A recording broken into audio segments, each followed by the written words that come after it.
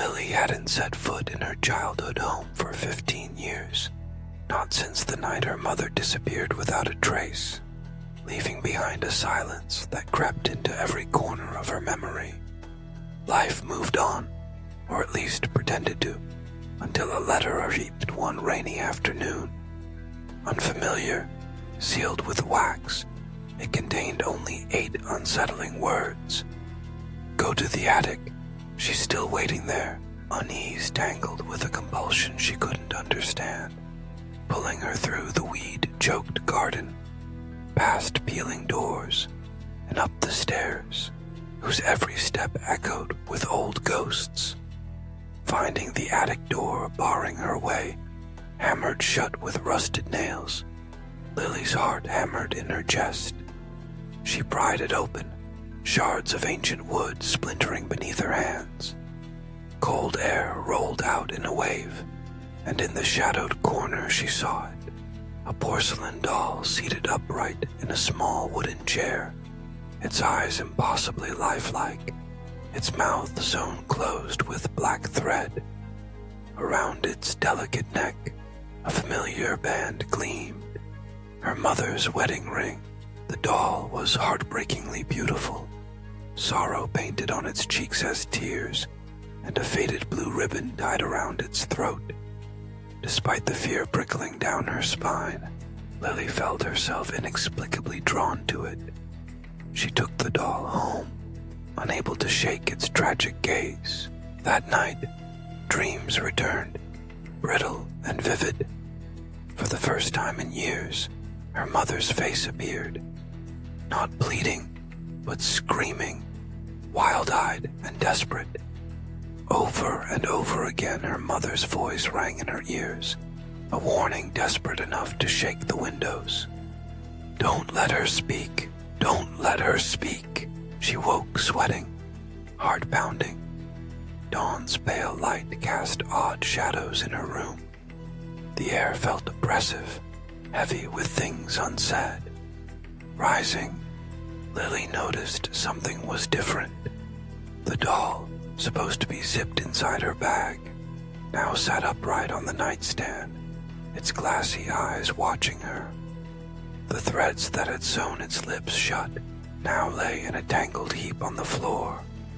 Its mouth had opened, but nothing moved within. From that moment, Lily's world began to unravel. Each night, precisely at 2:13 a.m., a soft, wordless humming threaded through her dreams, wrapping around her mind like a spider's silk. It was her mother's lullaby, the one she'd sung on sleepless nights all those years ago.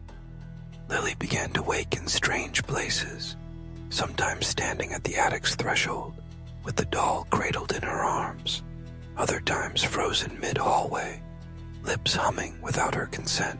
She became obsessed with the doll as it began to change before her eyes. Fine cracks appeared in the perfect porcelain, spreading wider with each passing day, as if something beneath the surface was struggling to break free.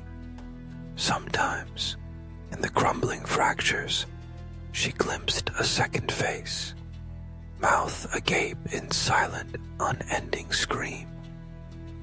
Terrified, Lily tried everything to rid herself of the thing. She buried it beneath the willow tree in the garden, watched as fire licked at its painted skin, hurled it into the river behind the house.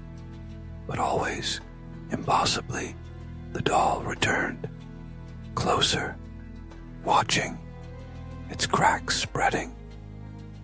Desperate for answers, she searched the house's hidden spaces and found, at last, an old letter written by her grandmother.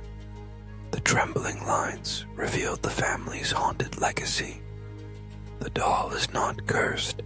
It is cursed because it speaks for those taken. It holds what they couldn't say. Your mother tried to free it and was taken in return. It was never about anger or vengeance. It was about memory, about words left unspoken. All those vanished before her, unheard, imprisoned, screaming beneath fragile porcelain. That night, Lily brought the doll back to the attic. She set it upon the dusty floor and perched on her knees, her shadow small in the gloom. Trembling, she leaned forward and whispered, "I'm listening." The gold doll turned, its mouth opened impossibly wide. From the dark well inside, something ancient and hungry began to crawl out. Too many hands, too many voices, a cascade of captive memories seeking release.